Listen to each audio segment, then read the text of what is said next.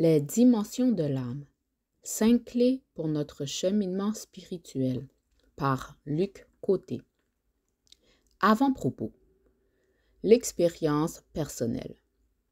Nous sommes comme ces enfants. Nous avons beau leur expliquer quelque chose, il arrive toujours un moment où l'enfant doit faire sa propre expérience.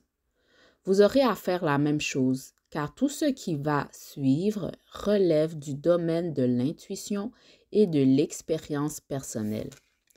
Nous ne sommes pas dans le domaine de la connaissance. Il n'y aura pas de vérité unique. Je vous propose mon interprétation des choses, mais la vôtre pourrait être meilleure ou vous convenir davantage. Apprenez à être à l'aise avec cette idée.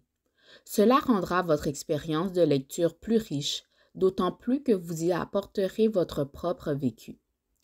Les mots et les concepts sont des véhicules. Ce qui compte, c'est ce qu'ils vous feront vivre par vous-même. Par conséquent, j'offre mes explications à ceux qui, comme moi, cherchent à comprendre. Les débuts jusqu'à aujourd'hui. Les débuts de mon questionnement remontent environ aux années 1990. La durée n'est pas synonyme de qualité. Je le mentionne uniquement pour que vous puissiez situer l'époque. Je me rappelle une expérience intéressante et plutôt intense durant une méditation. C'est ce que l'on appelle un état de conscience élargi ou un état de grâce. Durant cette expérience de méditation, des idées me venaient à l'esprit sous la forme d'un dialogue. Aussitôt que je pensais à une question, des idées-réponses me venaient, semble-t-il, de l'extérieur. Ce fut comme un très bref dialogue télépathique, mais avec qui ou avec quoi? De plus, les réponses qui s'inscrivaient dans mon esprit ne me plaisaient pas. Je me rappelle qu'on m'expliquait que le cheminement était lié à l'ensemble, à une forme d'interdépendance collective. J'étais beaucoup trop individualiste, inexpérimenté et centré sur mes problèmes pour comprendre ce message. Ne sachant ce que je venais de vivre, je ne savais pas comment produire cette étrange faculté de communiquer avec ce que j'appelle aujourd'hui mon âme. Lorsque j'ai entrepris l'écriture de cet ouvrage, j'ai redécouvert accidentellement cette capacité de dialogue avec ce que je nomme mon âme. Je ressens ce lien identitaire et je suis une partie d'elle. En écrivant et à mon grand étonnement, j'ai repris contact avec mon âme. Elle a repris ce dialogue débuté 30 ans auparavant pour m'expliquer ce que j'avais besoin de comprendre. Ce que j'ai appris au cours de la dernière année m'a tellement changé que j'ai dû réécrire cet ouvrage avant même de le compléter. J'ai fait mon possible pour être à la hauteur du message que j'ai reçu, tout en laissant par une trace mon cheminement transparaître afin que vous en soyez témoin. Je suis comme vous. C'est à force d'écrire que ce dialogue avec l'âme a pu se développer. L'écriture joue un peu le rôle de la méditation dans mon cas. J'ai découvert que cela a même un nom, l'écriture inspirée. Le véritable sujet de ce livre, c'est vous et votre âme.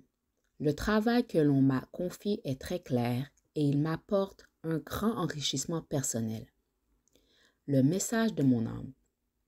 Nous avons tous une âme et elle s'adresse à nous à tous les instants de notre vie.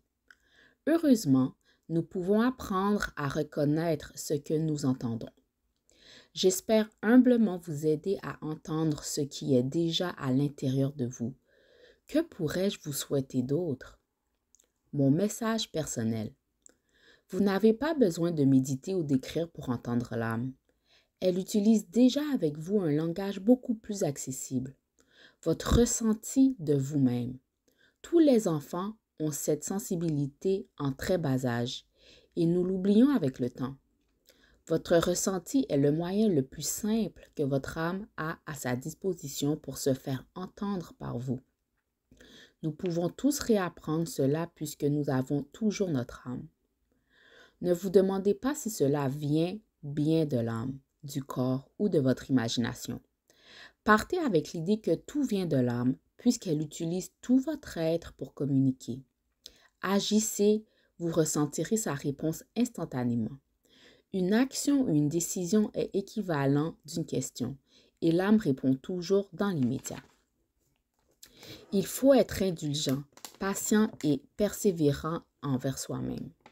Nous avons tellement de bagages inutiles et dont nous devons nous départir.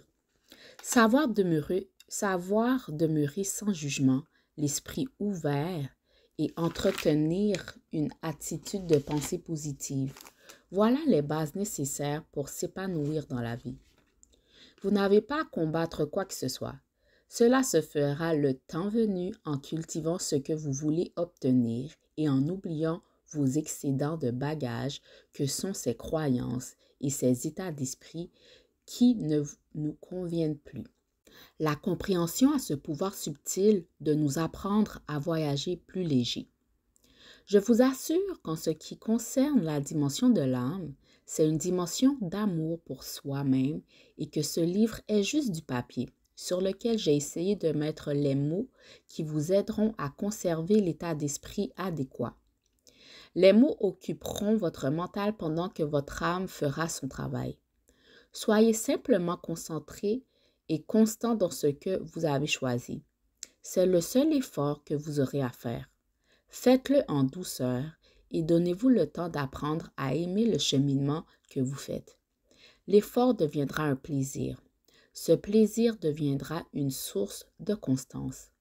Vous ne verrez jamais un jardinier médire de la graine qu'il vient de semer. Au contraire, il en prendra grand soin. Du point de vue de l'âme, nous sommes cette graine porteuse d'espoir. Bonne lecture.